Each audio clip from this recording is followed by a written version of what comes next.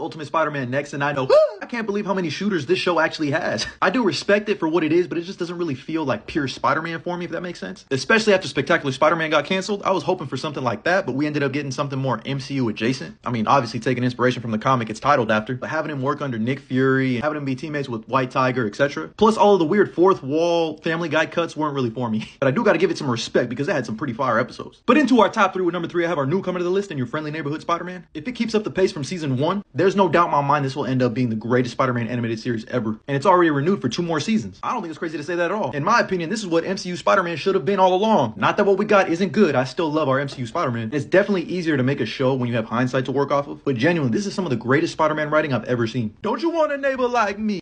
What do you mean by that? But in second place, nah, fuck that. In 1B, almost had the unks mad with that one. We got Spider-Man the Animated Series. Haha, and you already know, this shit means something to me. Along with the Raimi movies, I think this had one of the biggest cultural impacts for Spider-Man in making him the most popular superhero today. Shit, I know that played a big factor into why I love Spider-Man so much. That opening theme, and just think about all that this show was able to accomplish. We did the Spider-Verse, Clone Saga, Symbiote Saga, Venom Saga, Maximum Carnage, an actually good version of Morbius with Blade, a crossover with the X-Men animated series. Shit, they even did Secret Wars in this. But this really shouldn't be a shocker! Mommy! Shit, if Peter can't find you, I will.